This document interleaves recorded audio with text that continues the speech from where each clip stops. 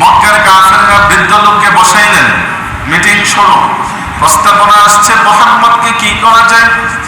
কেউ কেউ বলতে আরম্ভ করল, মুহাম্মদকে আগে যেভাবে আমরা জেলখানায় আবদ্ধ করেছিলাম এভাবে আবদ্ধ করে দেই, তাহলে মুহাম্মদ আর দ্বীন ইসলামের দাওয়াত দিতে পারবে না।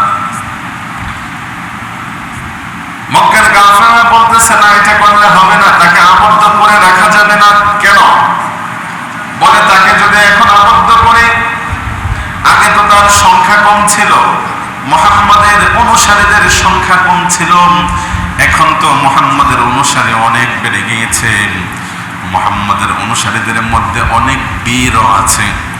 বলে ওমরের মতো লোক আছে, হামজার মতো লোক আছে, বিদায় মুহাম্মদকে আবদ্ধ করে আটকে রাখা যাবে না, তারা কোনো না কোনো ভাবে মুহাম্মদকে বের করে নিয়ে যাবে। এই সিদ্ধান্ত, এই পরামর্শবাদ। আরেকজন বলতেছেন তাহলে মুহাম্মদকে দেশান্তর করে দেওয়া হোক। যদি মুহাম্মদকে দেশান্তর করে দেওয়া হয় তাহলে তো মক্কার জমিনে মুহাম্মদ দ্বীনের দাওয়াত দিতে পারবে না। আবু জাহেল বলতেছেন, ও মিয়া, তুমি কি জানো না মুহাম্মদের জবান সম্পর্কে? তার যে জবান, তার যে কথা, তার যে বক্তব্য, এই বক্তব্যে সে যেখানেই দেবে সেখানেই মানুষগুলো তার জন্য পাগল হয়ে যাবে। মুহাম্মদ যদি মক্কা ছেড়ে অন্যত্রেও যায় সেখানেও সে তার এই দ্বীনের আলো দিয়ে সব আলোকিত করে ফেলবে। এটাও চলবে না। কি করা যায়? এবার নাচের গুরু আবু জাহেল বলতেছেন যে মুহাম্মদকে হত্যা করে ফেলবে। নাউজুবিল্লাহ না, আপনি আমার বাহিনী মুহাম্মদকে কি করব? হত্যা করব। আবু জাহেল বলতেছেন, তো আবু জাহেলের এই প্রস্তাবে ওই যে শাইখে নজদি, সে মূলত কোনো মানুষ না, ইবলিস। কে? শয়তান। আলহামদুলিল্লাহ নাহমাদুহু ওয়া নাস্তাঈনুহু ওয়া নাস্তাগফিরুহু ওয়া নু'মিনু বিহি ওয়া নাতাওয়াক্কালু আলাইহি ওয়া না'উযু বিল্লাহি মিন শুরুরি আনফুসিনা ওয়া মিন সাইয়্যাতি আ'মালিনা। من يهده الله فلا مضل له ومن يضلل فلا هادي له ونشهد أن لا إله إلا الله وحده لا شريك له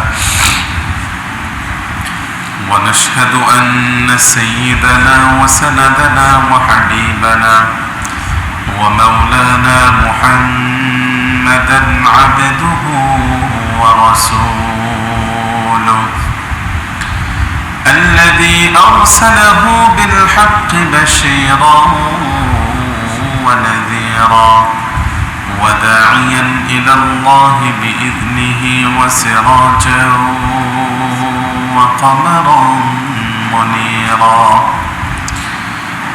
فقد قال الله تعالى في كلامه المجيد وفرقانه الحميد: أعوذ بالله من الشيطان الرجيم.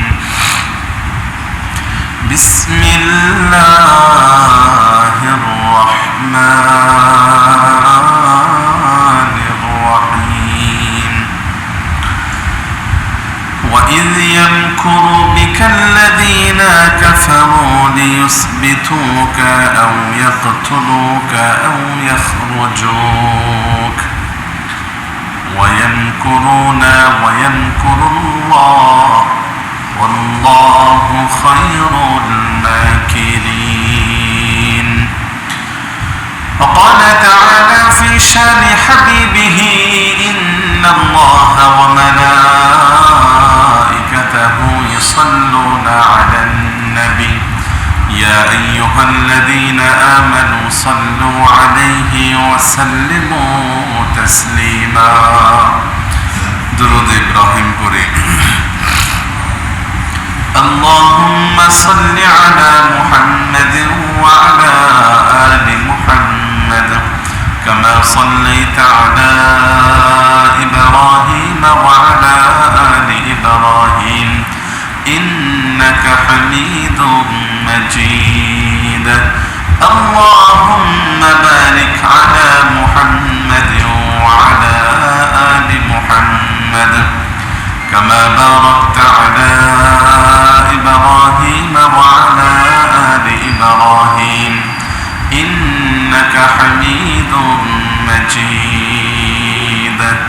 سبحانك لا علم لنا إلا ما علمتنا إنك أنت العليم الحكيم الحمد لله আল্লাহ সুবহানাহু ওয়া তাআলার দরবারে শুকরিয়া আদায় করছি যে রব্ব করিম আমাদেরকে প্রতিবারের ন্যায় আজকেও শুক্রবার জুমাবারে মসজিদে আসার বসার তৌফিক দান করেছেন। এই জন্য অন্তর থেকে কালিমাতে শুকর পাঠ করি, সকলে পড়ি আলহামদুলিল্লাহ। আমরা ধারাবাহিক আলোচনা শুনছিলাম নবীজি সাল্লাল্লাহু আলাইহি ওয়াসাল্লামের সিরাত সম্পর্কে। আল্লাহর হাবিব সাল্লাল্লাহু আলাইহি ওয়াসাল্লামের ইসলামের দাওয়াতের বাণী মক্কায় যখন প্রকাশ্যভাবে চলছিল, নবীজি সাল্লাল্লাহু আলাইহি ওয়াসাল্লামকে নানানভাবে তারা কষ্ট দিত, নির্যাতন করত, নিপীড়ন করত। অবশেষে রাসূলকে যখন তিনটি বছর জেলে আবদ্ধ রেখেছিল, পরবর্তী সময়ে তায়েফ থেকে মার খেয়ে এসেছিল, মনে আছে ইতিহাস? নবীজি সাল্লাল্লাহু আলাইহি ওয়াসাল্লাম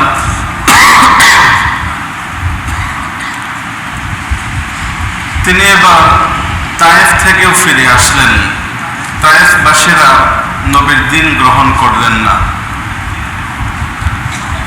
এদিকে মক্কার কাফেরদের অবস্থান খুব কঠিন, যে আবু তালেব চলে গিয়েছে, তোমার বিবি খাদিজাও চলে গিয়েছে, অতএব তুমি এতদিন যা করেছো মেনে নিয়েছি, এখন আর মানা হবে না, বিধায় তুমি তোমার দাওয়াত থেকে, দ্বীন ইসলাম প্রচার করা থেকে বিরত থাকো, অন্যথায় বের হইলেই তোমাকে মার। তো এর মধ্যেই অনেক সাহাবী অলরেডি হিজরত করছে মদিনার দিকে, ইয়াসরিবের দিকে। তো মদিনার দিকে বিভিন্ন সাহাবীরা হিজরত করছেন। হিজরতের শুরুতে বা হিজরত যে সাহাবী শুরু করেছিল তার নাম ছিল আবু সালামা। আবু সালামা রাদিয়াল্লাহু আনহু, তিনি ছিলেন আমার নবী মুহাম্মদুর রাসূলুল্লাহ সাল্লাল্লাহু আলাইহি ওয়াসাল্লামের দুধ ভাই। কি ভাই? দুধ ভাই ছিলেন। হযরত আবু সালামা চিন্তা করলো যে দিনের বেলা তো বের হওয়া যাবে না, আমাদেরকে কাফেররা আটকে দিবে, যেতে দিবে না। উম্মে সালামা সে সন্ধ্যার দিকে তার উঠে করে তার স্ত্রী এবং একজন বাচ্চা, তো তারা তিনজন হিজরত করবে বলে সন্ধ্যায় উটের উপর যখন আরোহণ করছিলেন, তো আবু সালামার স্ত্রী উম্মে সালামার বংশধররা তাদেরকে গিয়ে বলতেছেন যে তোমাদের মেয়েকে আবু সালামা নিয়ে যাচ্ছে, হিজরত করছে, অতএব তোমাদের মেয়েকে আটকাও।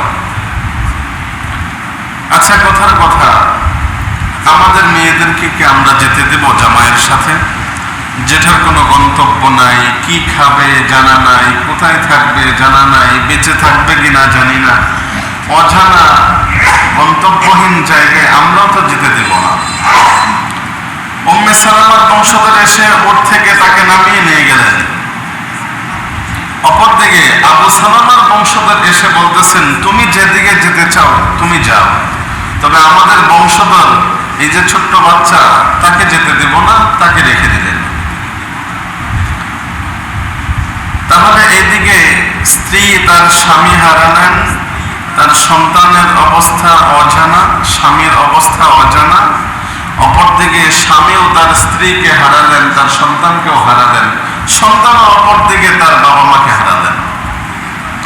আবু সালামা রাদিয়াল্লাহু আনহু তিনি এবার ছুটতে লাগলেন, হিজরত করবেন, নিয়ত করেছেন, বের হয়েছেন। এটা কি আপনি আমার মতো ঈমান? কি বলেন? আর এটা যে কত বড় একটা স্যাক্রিফাইস, এটা তো আমরা বুঝবো না, আমাদের ঈমান দিয়ে এটা উপলব্ধি হবে না। যেখানে জন্মভূমি ত্যাগ করছেন, জায়গা জমি ত্যাগ করছে, তার সম্পদ ছেড়ে দিয়ে তার ঘরবাড়ি ছেড়ে দিয়ে, এমনকি বাবা মা, তার সন্তান, স্ত্রীকে ছেড়ে দিয়ে হিজরত করছে। চারটিখানি কথা। আবু সালামা রাদিয়াল্লাহু আনহু তিনি হিজরত করে মদিনায় চলে গেলেন। তিনি এখান থেকে চলে যাওয়ার পর তার স্ত্রী উম্মে সালামা প্রতিদিন ওই জায়গাতে এসে অপেক্ষা করতেন যে কখন আমার স্বামী ফিরে আসবে। সেই অপেক্ষার প্রহর আর শেষ হয়নি। তো এভাবে প্রথমে আবু সালামা হিজরত করলেন। কিছুদিন পর হযরত ওমর রাদিয়াল্লাহু আনহু তিনি প্রায় 20 জনের মতো একটা কাফেলা নিয়ে মক্কা থেকে মদিনায় হিজরত করলেন। তো হিজরতের এই যে ধারাবাহিকতা, একের পর এক হিজরত করছে, মক্কা ছেড়ে মদিনার দিকে যাচ্ছে, এদিকে কাফেরদের তো অবস্থা খারাপ। হ্যাঁ, এরা তো দেখি এখন একে একে জন্মভূমি ত্যাগ করছে, মক্কা ছেড়ে মদিনার দিকে যাচ্ছে। তো আমরা তো এদেরকে মারতে পারবো না, বিধায় এদেরকে হিজরত করা থেকে আটকে রাখতে হবে, হিজরত করতে দেওয়া হবে না। তো এখনো মুহাম্মদ মক্কায় আছে, নবী এখনো হিজরত করেনি। তো একে একে এভাবে অনেক মুসলিম তারা মক্কা ছেড়ে মদিনার দিকে যাচ্ছে। কি করা যায়? জরুরি বৈঠক ডাকলো কাফেররা, কাফেরদের লিডাররা জরুরি বৈঠক ডাকলো।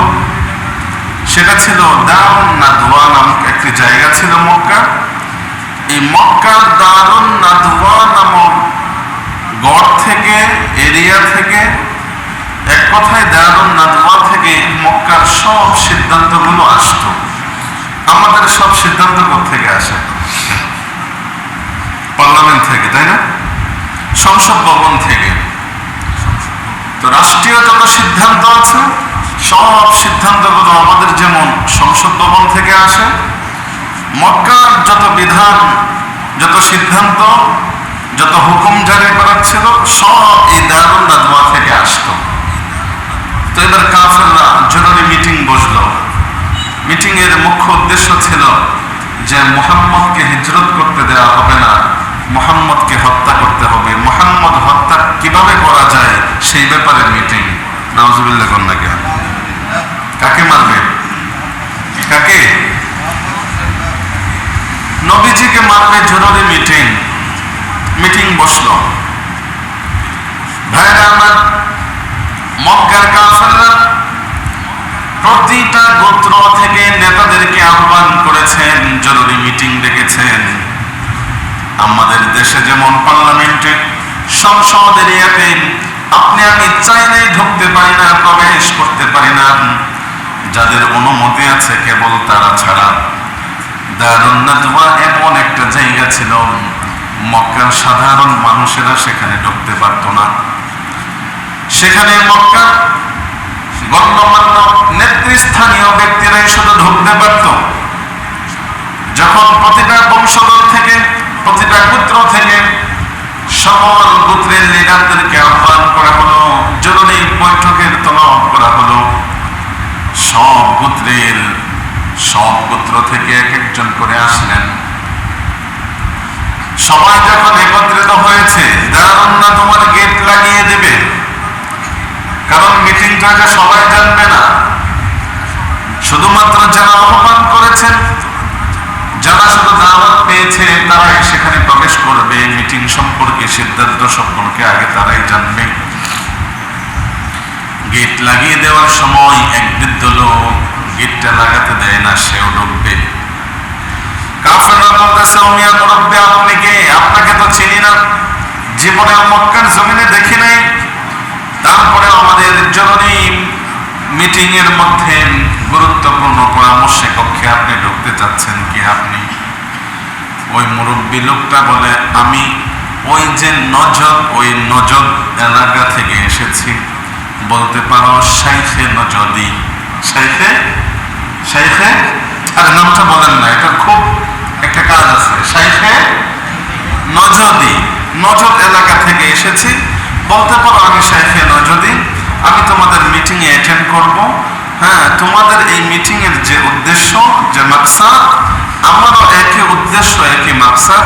আমি ওই নজরবাসীর গোত্রস্থানীয় বা নেতৃস্থানীয় লোক আমি, হ্যাঁ আমাকে মিটিংয়ে রাখতে পারো, আমার ইচ্ছা আছে মিটিংয়ে বসার এবং তোমাদের সিদ্ধান্তের সাথে একত্রতা পোষণ করার বা কিছু পরামর্শ দেওয়ার জন্য। মক্কার কাফেররা বৃদ্ধ লোককে বসাইলেন, মিটিং শুরু, প্রস্তাবনা আসছে মুহাম্মদকে কি করা যায়। কেউ কেউ বলতে আরম্ভ করল, মুহাম্মদকে আগে যেভাবে আমরা জেলখানায় আবদ্ধ করেছিলাম এভাবে আবদ্ধ করে দেই, তাহলে মুহাম্মদ আর দ্বীন ইসলামের দাওয়াত দিতে পারবে না। মক্কার কাফেররা বলতেছে না, এটা করলে হবে না, তাকে আবদ্ধ করে রাখা যাবে না। কেন? বলে তাকে যদি এখন আবদ্ধ করে, আগে তো তার সংখ্যা কম ছিল, মুহাম্মাদের অনুসারীদের সংখ্যা কম ছিল, এখন তো মুহাম্মাদের অনুসারী অনেক বেড়ে গিয়েছে, মুহাম্মাদের অনুসারীদের মধ্যে অনেক বীরও আছে। বলে ওমরের মতো লোক আছে, হামজার মতো লোক আছে, বিদায় মুহাম্মদকে আবদ্ধ করে আটকে রাখা যাবে না, তারা কোনো না কোনো ভাবে মুহাম্মদকে বের করে নিয়ে যাবে। এই সিদ্ধান্ত, এই পরামর্শবাদ। আরেকজন বলতেছেন তাহলে মুহাম্মদকে দেশান্তর করে দেওয়া হোক। যদি মুহাম্মদকে দেশান্তর করে দেওয়া হয় তাহলে তো আর মক্কার জমিনে মুহাম্মদ দ্বীনের দাওয়াত দিতে পারবে না। আবু জাহেল বলতেছেন, ও মিয়া তুমি কি জানো না মুহাম্মদের জবান সম্পর্কে? তার যে জবান, তার যে কথা, তার যে বক্তব্য, এই বক্তব্যে সে যেখানেই দেবে সেখানেই মানুষগুলো তার জন্য পাগল হয়ে যাবে। মুহাম্মদ যদি মক্কা ছেড়ে অন্যত্রেও যায় সেখানেও সে তার এই দ্বীনের আলো দিয়ে সব আলোকিত করে ফেলবে। এটাও চলবে না, কি করা যায়? এবার নাচের গুরু আবু জাহেল বলতেছেন যে মুহাম্মদকে হত্যা করে ফেলবে। নাউজুবিল্লাহ কয় না, আমি আমার বাহিনী মুহাম্মদকে কি করব? হত্যা করব। আবু জাহেল বলতেছেন, তো আবু জাহেলের এই প্রস্তাবে ওই যে শাইখে নজদি, শাইখে নজদি, সে মূলত কোনো মানুষ না, ইবলিস। কে? শয়তান। সে মানুষের রূপ নিয়ে এই পরামর্শ কক্ষে ঢুকেছে। শাইখে নজদি বলতেছেন যে তোমার এই মতের সাথে, পরামর্শের সাথে আমি কিছুটা একমত যে মুহাম্মদকে হত্যা করলে সিদ্ধান্ত সব ঠিক হবে। তবে এইভাবে না, যদি এভাবে হত্যা করো তাহলে মুহাম্মদকে যে বা যারা হত্যা করবে তাদেরকে মুসলমানরা, মুহাম্মদের অনুসারীরা ছাড়বে না। যার তলোয়ারে মুহাম্মদ হত্যা হবে তাকে মুসলমানরা, মুহাম্মদের অনুসারীরা কখনো না কখনো হত্যা করবে। বিধায় এই সিদ্ধান্তটাও নিরাপদ না। তবে আমি শাইখে নজদি, আমার মনে হচ্ছে শাইখে নজদি কে? শাইখে নজদি ইবলিস।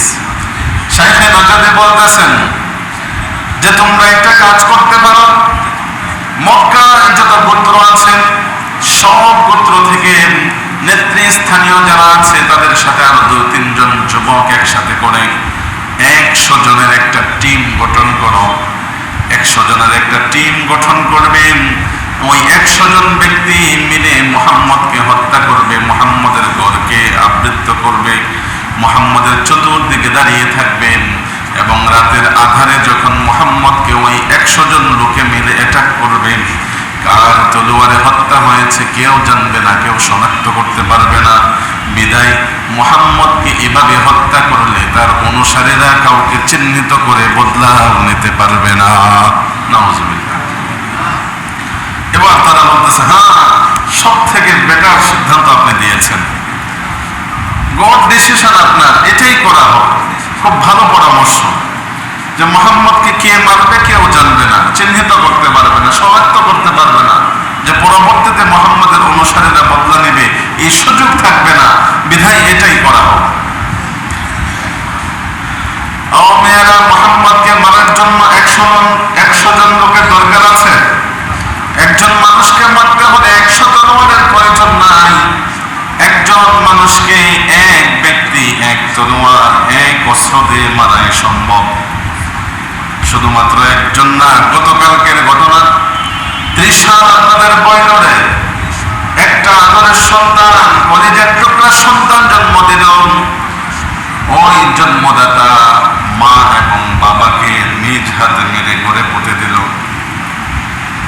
তাহলে এর থেকে দুঃখজনক কথা হতে পারে না। একজন মানুষ যদি কাউকে মারতে চায়, আঘাত করতে চায়, তলোয়ারও একাধিক লাগে না, হাতও একাধিক লাগে না। মুহাম্মদ আরবি সাল্লাল্লাহু আলাইহি ওয়াসাল্লামকে মারার জন্য 100 জনের টিম গঠন করলো। মুহাম্মদ আরবিকে মারার জন্য যে পরামর্শ করলো, মক্কার অন্য কেউ এই পরামর্শ জানে না। দুনিয়ার কেউ না জানলেও যিনি জানেন তিনি কে? আপনার আমি পরামর্শ করছি, কথা বলি। দুজন ব্যক্তি একটা চুক্তিবদ্ধ হচ্ছে, ওই জায়গায় 3 নম্বর ব্যক্তি হিসাবে কে উপস্থিত থাকে? 3 জন আছেন। 4 নম্বর কে? কথা বলে না কে?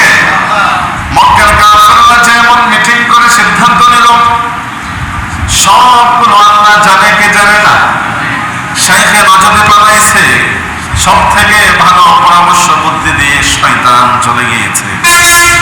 এবার মক্কার কাফেরদের এই সিদ্ধান্তকে আল্লাহ রাব্বুল আলামিন নবীজিকে জানিয়ে দিয়ে বলতেছেন, وَإِذْ يَمْكُرُ بِكَ الَّذِينَ كَفَرُوا لِيُثْبِتُوكَ أَوْ يَقْتُلُوكَ أَوْ يَخْرُجُوكَ وَيَمْكُرُونَ وَيَمْكُرُ اللَّهُ وَاللَّهُ خَيْرُ الْمَاكِرِينَ। আল্লাহু আকবার। আল্লাহ রাব্বুল আলামিন নবীজিকে জানিয়ে দিচ্ছেন, নবী ওই দারুন নাদওয়াতে আপনার ব্যাপারে মিটিং হয়েছে, সিদ্ধান্ত হয়েছে আপনাকে হত্যা করবে, কতল করবে। অতএব আপনি আগামী কালকে আপনি হিজরত করে মক্কা ছেড়ে মদিনায় চলে যাবেন। ওমিয়া, এই যে নবীর আগে আরো কিছু সাহাবারা হিজরত করেছে, কোনো পারমিশন লাগে নাই। কিন্তু নবীরা যদি হিজরত করে তাহলে আল্লাহ পাকের পারমিশন লাগে কি লাগে না? পারমিশন ছাড়া একজন নবী হিজরত করার চেষ্টা করেছিল, বিপদে পড়েছিল। সেই নবীর নাম কি কে বলতে পারেন? মাছের পেটে ঢুকেছিল কোন নবী? কোন নবী? হযরত ইউনূস আলাইহিস সালাম। তিনি তার সম্প্রদায় যখন তার দাওয়াত, তার ইসলাম মেনে নিচ্ছিল না, তার সম্প্রদায়কে বদদোয়া দিয়ে তিনি ওই জায়গা ত্যাগ করে হিজরত করছিলেন। কিন্তু হিজরতের জন্য আল্লাহ পাকের অনুমতি তিনি অপেক্ষা করেন নাই, আল্লাহ পাকের অনুমতির অপেক্ষা করে নাই। কিন্তু হিজরত যদি করে ফেলে তাহলে এটা নবুয়তের শানের খেলাফ হবে। আল্লাহ পাক চিন্তা করলেন, আমার পয়গম্বর যদি হিজরত করে তার এরিয়া অতিক্রম করে চলে যায় তাহলে এটা গুনাহ হবে। আল্লাহ পাক জাহাজ থেকে ওই নবী ইউনূসকে মাছের পেটে ঢুকিয়ে তার সীমানার মধ্যে রেখে দিয়েছেন যাতে করে অন্যায় না হয়। সাইয়েদনা ইউনূস আলাইহিস সালামকে মাছের পেটে ঢুকিয়ে তার এরিয়ার মধ্যে রেখেছেন যাতে করে পারমিশন ছাড়া হিজরত করে না যায়। এরপরে যখন নবী তার ভুল বুঝতে পারলেন, তার বেখেয়ালি বুঝতে পারলেন, আল্লাহর কাছে তওবা করেছেন, মাফ চেয়েছেন, আল্লাহ পাকের কাছে হেফাজতের জন্য দোয়া করেছেন, তারপরে সেখান থেকে হেফাজত হয়েছে। নবী মুহাম্মদ আরবি সাল্লাল্লাহু আলাইহি ওয়াসাল্লাম হিজরতের পারমিশনের জন্য অপেক্ষায় ছিলেন। হিজরতের পারমিশন এবার চলে এসেছে। আল্লাহ সুবহানাহু ওয়া তাআলা নবীকে জিবরীলের মাধ্যমে জানিয়ে দিয়েছেন, ও নবী, ওই দারুন নাদওয়াতে কাফেররা আপনার বিরুদ্ধে ষড়যন্ত্র করছে। কাফেররা আপনাকে হয় হত্যা করবে, না হয় আপনাকে দেশান্তর করবে, অথবা আপনাকে আবদ্ধ করে ফেলবেন। তারা এই সিদ্ধান্তে উপনীত হয়েছেন, বিদায় মক্কায় আর থাকা যাবে না, আগামী কালকেই হিজরত করে মদিনায় চলে যাবেন। মুহাম্মদ আরবি সাল্লাল্লাহু আলাইহি ওয়াসাল্লাম সংবাদ শোনা মাত্রই পরের দিন সকালবেলা বেলা হয়ে গিয়েছে। কোন কোন মুফাসসির বলেন একেবারে দুপুর বেলায় ছিল, অনেক রৌদ্র ছিল, গরম ছিল। তো এই যে সংবাদটা, এটা তো আবু বকরকে দিতে হবে। আবু বকরকে সংবাদ দেওয়ার জন্য নবীজি এমন সময় বের হয়েছেন যখন মানুষের রাস্তাঘাটে আনাগোনা খুব কম থাকে, নিরিবিলি থাকে। দুপুর বেলায় কেউ বলেছে বেলা ওঠার আগে, দুপুরের আগে, কেউ বলেছেন দ্বিপ্রহরের পরবর্তী সময়। নবীজি অত্যন্ত রোদের মাঝে বিশ্বনবী সাল্লাল্লাহু আলাইহি ওয়াসাল্লাম আবু বকরকে সংবাদ জানানোর জন্য কিছুটা তিনি গোপনীয়তা অবলম্বন করে আবু বকরের বাসায় গেলেন। আম্মা জানা আয়েশা রাদিয়াল্লাহু আনহা বলেন যে নবীজি আমার দেখা এই সময় কখনো আমাদের বাসায় আসে নাই, ওঠেই না। দুপুরবেলা কেউ কারো কাছে যায় নাকি? খুব প্রয়োজন ছাড়া যায় না। নবীজি সাল্লাল্লাহু আলাইহি ওয়াসাল্লাম আবু বকরকে ডাক দিলেন, বললেন আবু বকর আর দেরি করা যাবে না, পারমিশন চলে এসেছে, হিজরত করে চলে যেতে হবে। আগামীকালকে আমাদেরকে মারার, হত্যা করার প্ল্যান করছেন। আল্লাহ রাব্বুল আলামিন আমাদেরকে আজকে রাতের মধ্যেই হিজরতের অনুমতি দিয়েছেন। হযরতে আবু বকর সিদ্দিক রাদিয়াল্লাহু আনহু বলতেছেন, ইয়া রাসূলুল্লাহ, আপনাকে হিজরতের জন্য অনুমতি দিয়েছেন, আপনার সাথে আমি আবু বকরও কি যেতে পারবো? নবীজি বলতেছেন, হ্যাঁ, জিবরিল আমার সাথে তোমাকে নিয়ে হিজরত করার জন্য বলেছেন। সুবহানাল্লাহ।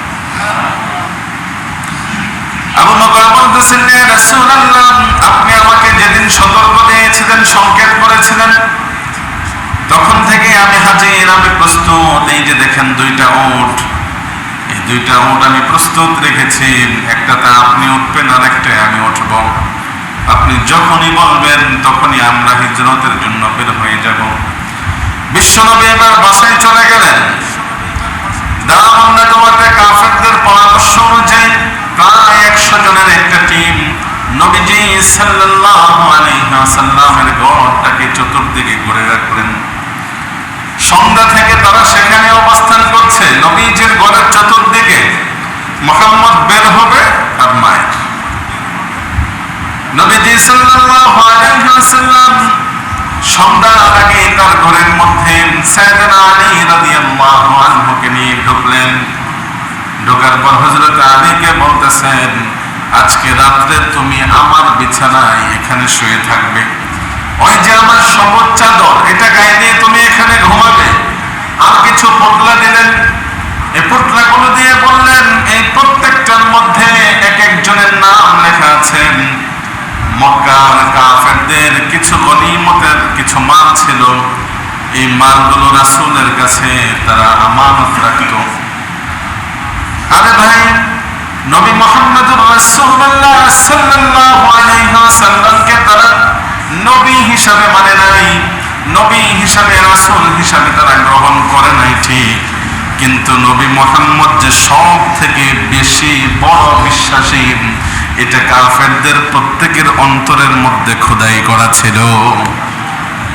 নবী মুহাম্মদ রাসূলুল্লাহ কাফেরদের কিছু মালামাল, এক একজনের নাম লেখা, এগুলো সাইয়েদনা আলীর কাছে দিয়ে বলতেছেন, আগামীকাল সকাল হওয়ার সাথে সাথে প্রত্যেককে প্রত্যেকের মালামালগুলো পাই টু পাই বুঝিয়ে দেবে। দেখেন, চিন্তা করেন, আমরা যদি হতাম, আমাদের ক্ষেত্রে যদি এমন হয় যে আমাকে আমার এলাকা থেকে বের করে দিবে, যারা বের করবে তাদের কিছু সম্পদ আমার কাছে আছে, জীবন দিবেন? নবী মুহাম্মদুর রাসূলুল্লাহ সাল্লাল্লাহু হযরত আলীকে বলতেছেন, প্রত্যেকের সম্পদগুলো, স্বর্ণ মুদ্রা, দিনারগুলো প্রত্যেককে পায় টু পায় বুঝিয়ে দিবে। আর আজ সারা রাত তুমি আমার বিছানায়, আমার জায়গায় শয়ন করবে। মুহাম্মদ আরবি সাল্লাল্লাহু আলাইহি ওয়াসাল্লামকে মারার জন্য বাহিরে চতুর্দিকে কাফের আছে না নাই? নবী মুহাম্মদ রাসূলুল্লাহ সাল্লাল্লাহু আলাইহি ওয়াসাল্লাম তো হিজরত করতেই হবে, আবার ওদিকে বাহিরে কাফেররা উট পেতে বসে আছে, এটাও দেখছেন, জানছেন। নবী মুহাম্মদ রাসূলুল্লাহ আল্লাহর উপর ভরসা করে এক মুষ্টি বালু নিলেন। কি বালু? বালু। এক মুষ্টি বালু নিয়ে সূরাতুল ইয়াসিন তেলাওয়াত করতে করতে ঘরের দরজা খুলে বালুগুলোর উপর ফু মারলেন। আল্লাহ পাক ওই বালুগুলো প্রত্যেক কাফেরের চোখের ছিটিয়ে দিলেন। আরো জোরে। কাফেরদের চোখে ভালো গেল, সব কাফেররা একসাথে চোখ ডলতেছে, মুছতেছে। বিশ্বনবী সাল্লাল্লাহু আলাইহি ওয়াসাল্লাম ওই মুহূর্তে ঘর থেকে বের হয়ে কাফেরদের সামনে দিয়ে বের হয়ে চলে গেলেন। নবীও যাওয়া শেষ, কাফেরদের চোখ ডলাও শেষ, পরিষ্কার দাঁড়ায় গেছে মোহাম্মদ বাইরে আজকে। কিন্তু তারা জানতো না যে মোহাম্মদ নাই, জানতো? চিন্তা করতেছে ব্যাপার কি, মোহাম্মদ তো প্রতিদিন রাতে উঠে, সে নামাজ পড়ে, তাহাজ্জুদ পড়ে, কোরআন তেলাওয়াত করে, রাত চলে যাচ্ছে, এখনো মোহাম্মদ ওযু করার জন্য উঠে না, ব্যাপার কি?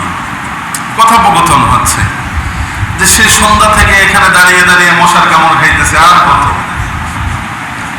কাফেররা এমন কথা বলছে, হঠাৎ দেখে আগন্তুক এক পথিক তাদের সামনে এসে হাজির। ওই পথিক লোকটা বলতেছেন, ব্যাপার কি নেতা সাহেবরা, তোমরা এখানে কি করো? বলে, আমরা সিদ্ধান্ত নিয়েছি মুহাম্মদকে আজকে হত্যা করব, মুহাম্মদকে মারার জন্য আমরা এখানে অবস্থান করছি, ঘর থেকে বের হবে আর মুহাম্মদকে মারব। ওই পথিক আগন্তুক বলতেছেন যে তোমরা যদি কিছু মনে না করো, আমার দেখা একটা কথা বলে। বলে কি? বলে, আমি রাস্তা দিয়ে এসেছি, অনেকক্ষণ আগে আমি দেখেছি নবী মুহাম্মদ এই রাস্তা দিয়ে অতিক্রম করে যাচ্ছে। আর এটা হতেই পারে না, সন্ধ্যা থেকে আমরা এখানে দাঁড়ানো, 1 মিনিটের জন্য এখান থেকে আমরা লড়ে যাই, মুহাম্মদ চলে গেছে মানে ওই যে দেখো মুহাম্মদ জানালাতে শুয়ে আছে, দেখা যায় তো? না, মুহাম্মদ নাই, মুহাম্মদ চলে গেছে, অনেক আগে আমি দেখেছি, এই রাস্তা দিয়েই গেছে। কাফেররা দরজা খুলে ঢুকে চাদর টান দিয়ে দেখে আলী শোয়া। কে শোয়া? হযরত আলী। এই ব্যাপার কি, তুমি এখানে শোয়া মানে মুহাম্মদ কই? আমি কি জানি? তো তুমি কি জানো মানে তুমি এখানে শুয়ে কেন? বলে, নবীজি আমাকে বলেছে আমি শুয়েছি, এই জন্য আমি শুয়ে আছি। বলে, মুহাম্মদ কই? আমি জানি না। হযরত আলী কি জানে নাকি মুহাম্মদ কই? জানে? এবার কাফেরদের মেজাজ খারাপ, বলে কি, এত প্ল্যান করলাম, এত প্রোগ্রাম করলাম, এত মিটিং করলাম, এত গোপনীয়তা বজায় রেখে মুহাম্মদকে হত্যার জন্য এত পরিকল্পনা করলাম, সন্ধ্যা থেকে রাত্র প্রায় শেষ হয়ে যাচ্ছে, এখন পর্যন্ত এখানে আছি, এরপরেও মুহাম্মদ চোখ ফাঁকি দিয়ে চলে গেল। মুহাম্মদ চলে গেছে, কাফেররা আর মানতে পারতেছে না, কিভাবে সম্ভব? অস্থির হয়ে গেছে, পাগল হয়ে গেছে। ওদিকে বিশ্বনবী সাল্লাল্লাহু আলাইহি ওয়াসাল্লাম বের হয়ে রাতের অন্ধকারে সাইয়েদনা আবু বকরকে গিয়ে ডাক দিলেন। দুজন একসাথে এবার হিজরত আরম্ভ করলেন। কোন দিকে? কোন দিকে? মক্কা থেকে মদিনার দিকে যাচ্ছেন, হিজরত আরম্ভ করেছেন। এই হিজরতের একটি রাতের বড় দাম হযরত ওমর রাদিয়াল্লাহু আনহু সাইয়েদনা আবু বকরকে মাঝে মাঝে বলতেন, ও আবু বকর, আপনার কাছে আমি একটা জিনিস চাইবো, আপনি দিবেননি? বলে, আপনার কাছে আমি একটি রাত চাইবো, বিনিময়ে আমার সারা জীবনের আমলগুলো দিয়ে দিব। আবু বকর কই, ব্যাপার কি? ওমর তো এত সস্তা লোক না, ওমরের হিসাব কিতাব তো এত সস্তা না, ব্যাপার কি ওমর? আচ্ছা, তোমার উদ্দেশ্যটা কি বলো তো? এক রাতের বিনিময়ে তোমার আমলনামা সব দিয়ে দিবে, কেন?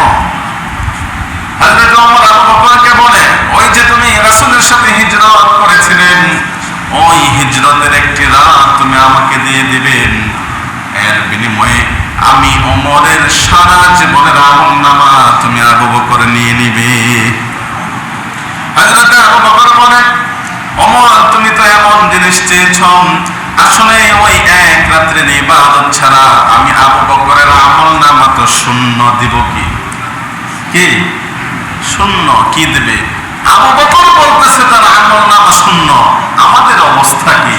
আমরা যদি 1 সপ্তাহ তাহাজ্জুদ পড়ি, 5 ওয়াক্ত নামাজ পড়ি, আর দৈনিক 500 বার ধরেন তাসবিহ তাহলিল করি, তাহলে চিন্তা করি আমার থেকে বড় পীর আরো আছেন, আমার থেকে বড় আমলদার আরো আছেন। হ্যাঁ, এখনো আমার কাছে ওহী আসে না কেন? জিবরাইল কই গেল?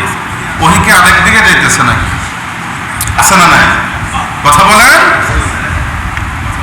1 মাস যদি তাহাজ্জুদ পড়ি, আগে টুপি ছিল না, মাথায় টুপি উঠেছে, আগে দাড়ি ছিল না, দাড়ি নামাজ আলহামদুলিল্লাহ মিস যায় না, 500 বার তাসবিহ তাহলিল আছে, তখনই ভাবতে শুরু করে ওহি মনে হয় আমার কাছে আইব, আমি সব থেকে যোগ্য।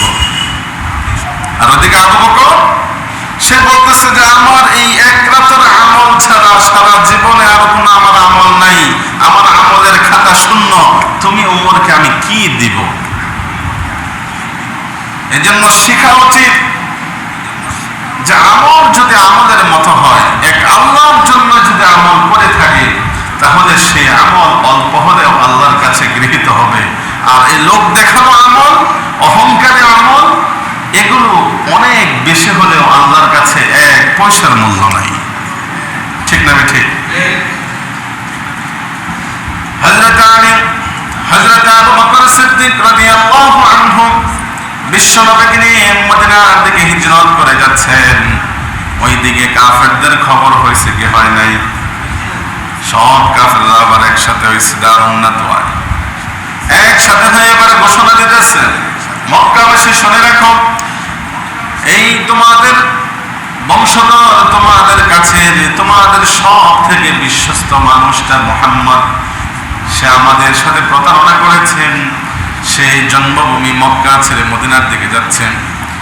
আমরা মক্কার যত কাফের লিডাররা আছি, যত সম্প্রদায়ের নেতৃস্থানীয় ব্যক্তিরা আছেন, আমাদের সকলের ঐক্যমতের ভিত্তিতে আজ বলা হচ্ছে, যদি মুহাম্মদের কল্লাটা, মুহাম্মদের গর্দানটা কেউ যদি মক্কায় আমাদের হাতে এনে দিতে পারো, তাহলে এত এত স্বর্ণ মুদ্রা আল্লাহ আপনি পুরস্কার দেব। নাউজুবিল্লাহ। এক মহিলা এটা শুনেছে, নামটা ভুলে গেছে, মহিলা আবার চিন্তা করলো যে এই পুরস্কার আমাকেই নিতে হবে। পুরস্কার ঘোষণা করছে, ওই মজলিস এখনো ভাঙে নাই। মহিলা পিছনে রাস্তা দিয়ে তার সন্তানের মাধ্যমে ওট নিয়ে সে ওইদিকে যাচ্ছে, যে আমার আগে যেন আর কেউ যেতে না পারে, ওই পুরস্কারটা যেন আমি পাই। পুরস্কার হচ্ছে অনেক স্বর্ণ মুদ্রা, লাল লাল মক্কার উটনি দেওয়া হবে, বিনিময়ে কি দিতে হবে? নবী মুহাম্মদের গর্দান দিতে হবে। মহিলা চালাকি করে লোভে পড়ে বিশ্বনবীকে ধরার জন্য পিছন দিক দিয়ে একটু রাস্তা ঘুরে তারপরে যাচ্ছেন।